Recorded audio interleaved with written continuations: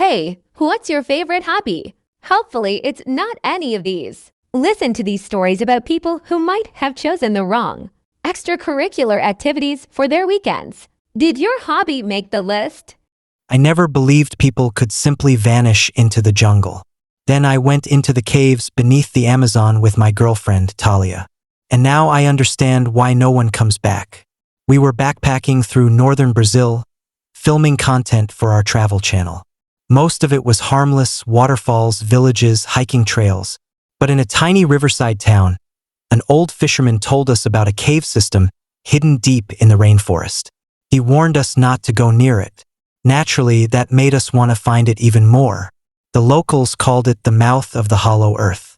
According to the fisherman, people who entered the cave heard voices calling to them from underground. Some explorers disappeared completely.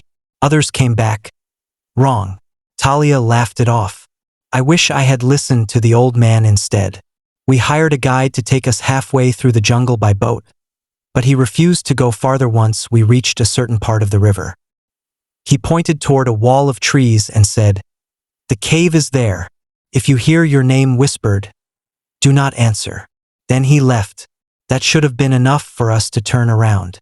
But we didn't. The jungle felt strange the deeper we walked. Too quiet. No birds. No insects. Just this heavy, suffocating silence hanging between the trees. After 2 hours, we found the cave entrance. It was enormous. A jagged crack in the earth, hidden behind hanging vines and roots thick as human arms. Cold air poured from it like the cave itself was breathing. Talia immediately started filming. I remember joking, "If we die in there, at least the footage will go viral." Neither of us laughed very hard. Inside, the cave stretched downward in steep tunnels of black stone. The walls were slick with moisture, and strange symbols were carved everywhere. Circles, twisted faces, handprints. The deeper we went, the colder it became. Then we heard the whispering. At first it sounded distant, almost like water dripping.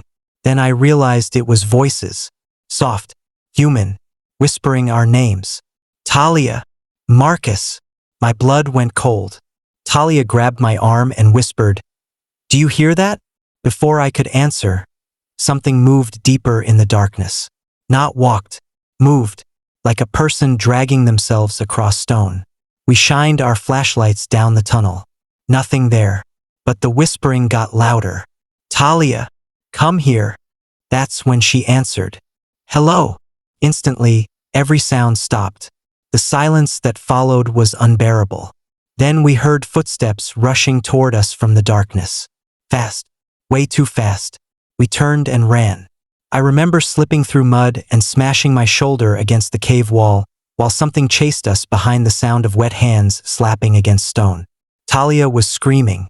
Our flashlight beams shook wildly through the tunnels until we reached a massive underground chamber.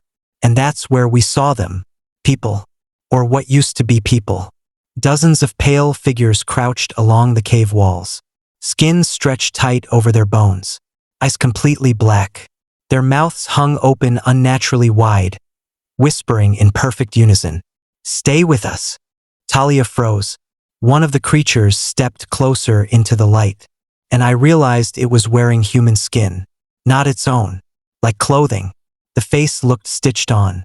I grabbed Talia's hand and pulled her toward another tunnel, but she suddenly stopped moving.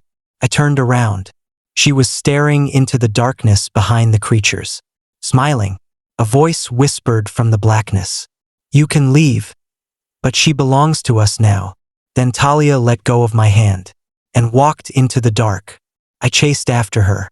I swear I did. But the cave suddenly erupted with screaming. Hundreds of voices shrieking so loudly blood poured from my ears. The creatures rushed toward me. I ran blindly through the tunnels until I saw daylight ahead. I escaped alone. Search teams went back weeks later. They never found Talia, but they did find my camera. The final footage was corrupted. Mostly darkness, mostly screaming. But right before the video ends, Talia appears inches from the lens. Her skin is pale. Her smile stretches too wide. And in a voice that doesn't sound human anymore, she whispers, "Marcus, Come back for me. I never should have gone climbing alone. But that's the thing about isolation. It starts to feel comforting after a while. No noisy tourists. No friends slowing me down. Just me, the mountain, and the sound of wind scraping across stone. My name's Tyler, and 3 months ago I drove out to a place in northern Colorado called Widow's Spine. Locals avoided it. That should have mattered more to me.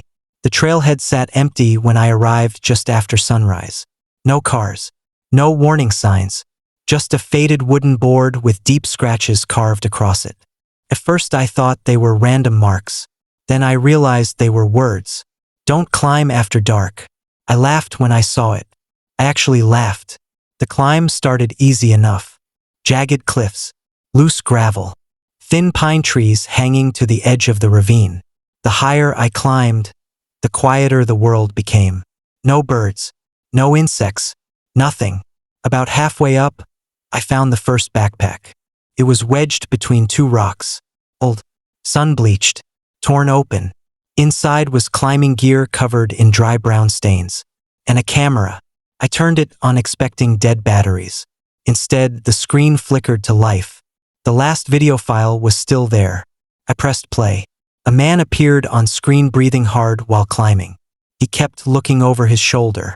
Then he whispered, "It's following us again." Another voice behind the camera laughed nervously. "What is?" The climber didn't answer. He just pointed upward. The footage tilted toward the cliff above them. At first I didn't see anything. Then I noticed fingers. Long pale fingers slowly curling over the edge of the rock. Not human fingers. Too long. Too many joints. The video cut to static. I remember feeling uneasy after that, but not enough to leave.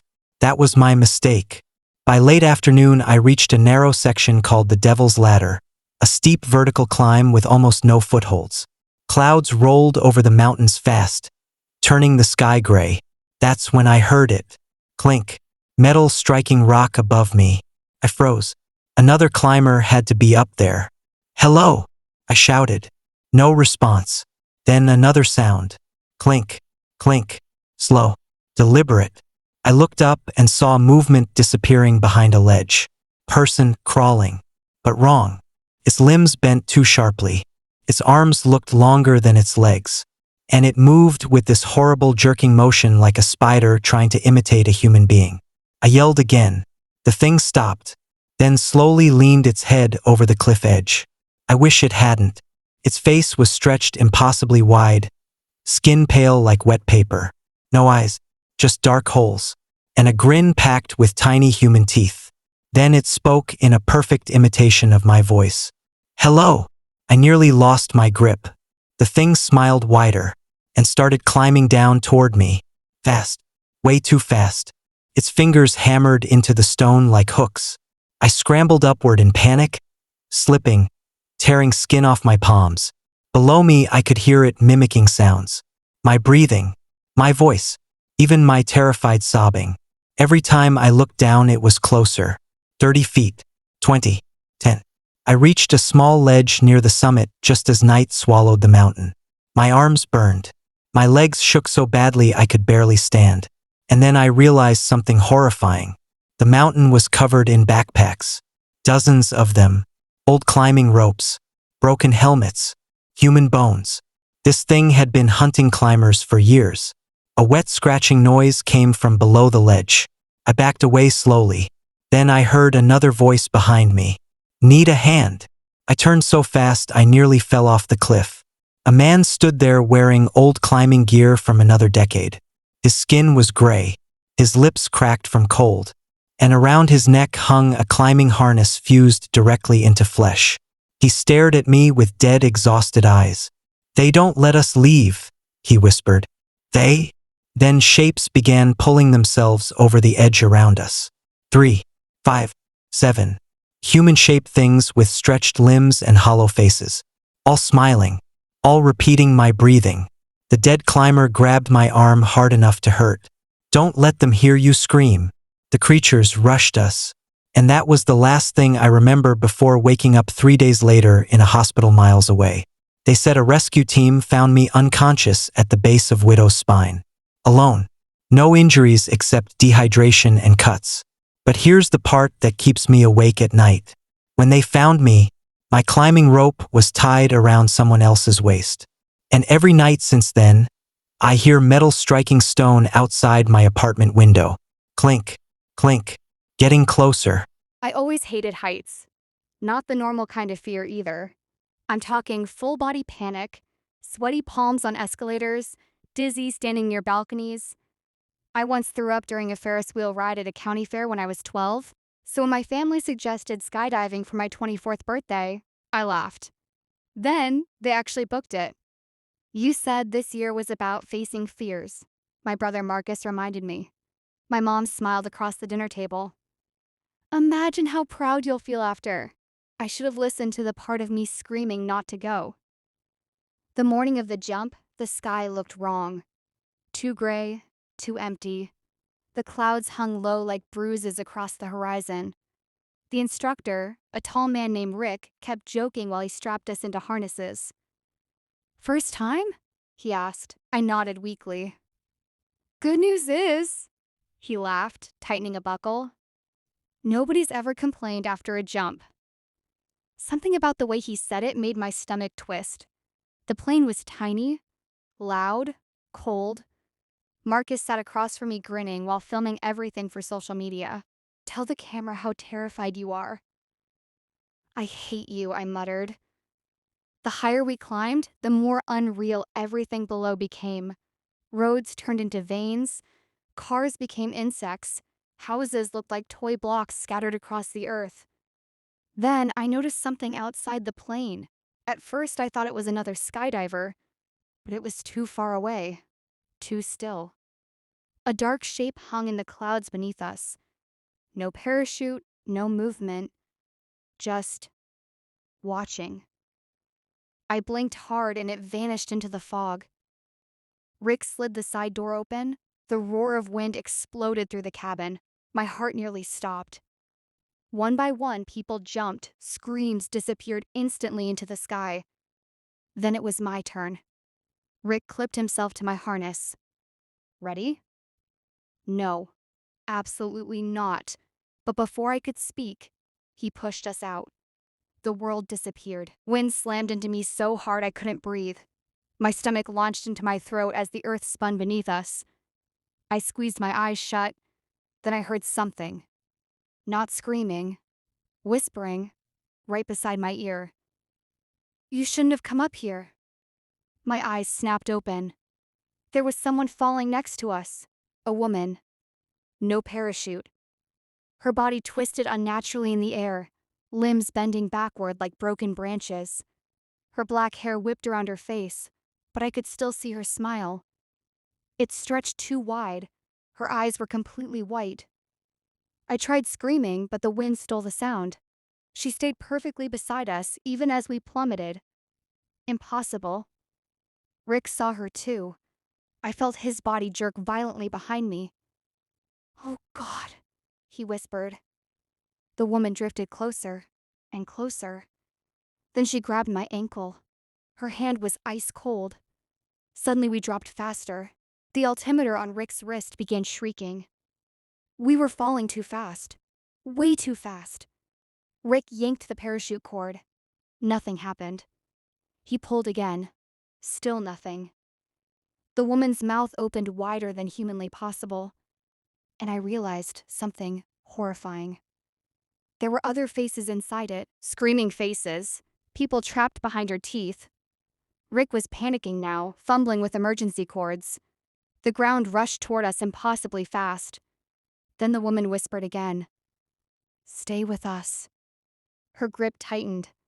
Rick finally pulled the emergency chute. It exploded open with a violent snap. The jerk nearly tore me apart, and the woman vanished. Just gone. For a moment, everything was silent except the fluttering parachute overhead. We survived. Barely.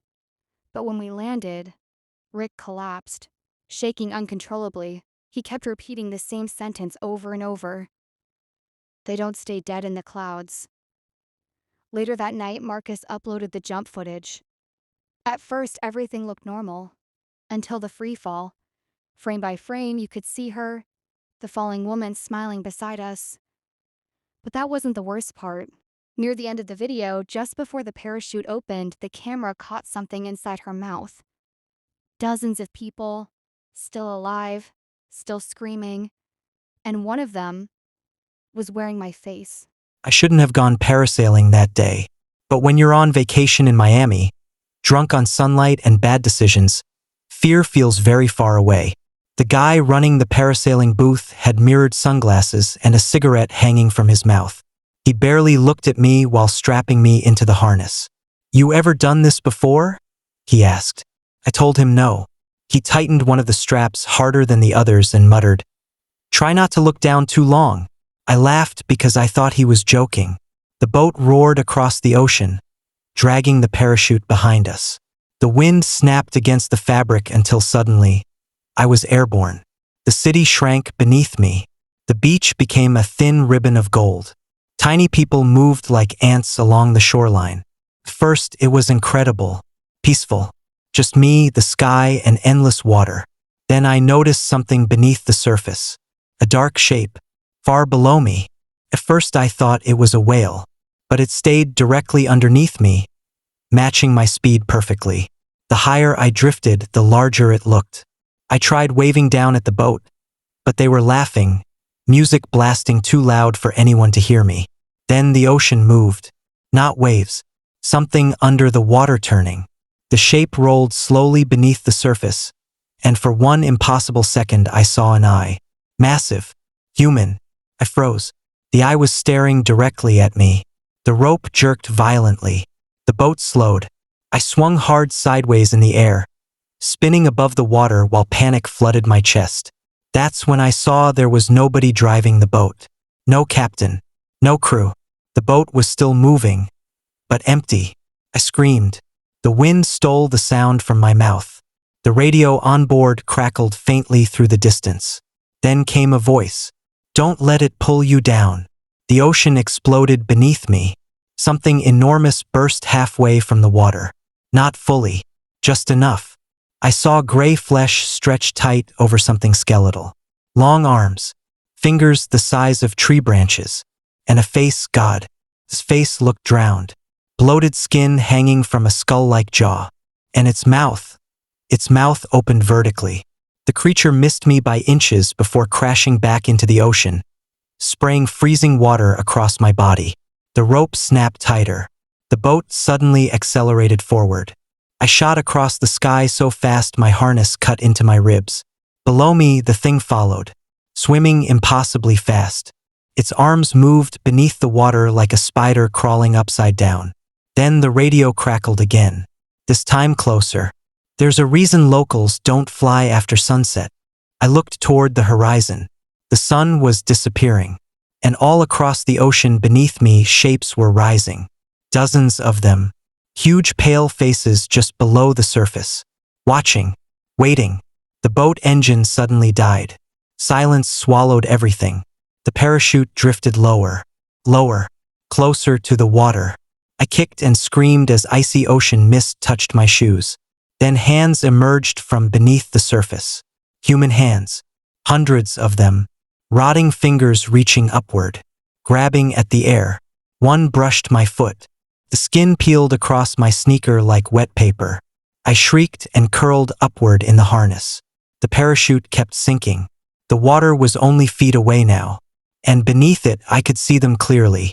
Bodies, thousands of bloated bodies standing upright on the ocean floor, staring up at me with empty white eyes, waiting for me to join them.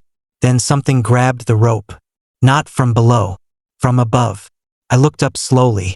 There was someone hanging onto the top of the parachute. A woman, or what used to be one. Her skin flapped in the wind like soaked cloth. Her jaw hung broken against her neck. Seaweed dangled from empty eye sockets. And she smiled at me. "You looked down too long," she whispered. Then she cut the harness. Ethan had only been in the Bahamas for 3 days when he met the couple. They were friendly, adventurous, and seemed to know everyone at the resort. The man introduced himself as Daniel. His wife was Claire. Ethan had spent most of his vacation alone, nursing a recent breakup and trying to escape his normal life. When Daniel invited him for drinks by the beach, he accepted immediately. By midnight, they were laughing like old friends. That's when Daniel mentioned the shark excursion. "Tomorrow morning," he said. "Open water shark encounter. No cage." Ethan nearly choked on his drink. "No cage." Claire smiled. "They're reef sharks. Mostly harmless." "Mostly?" Ethan asked.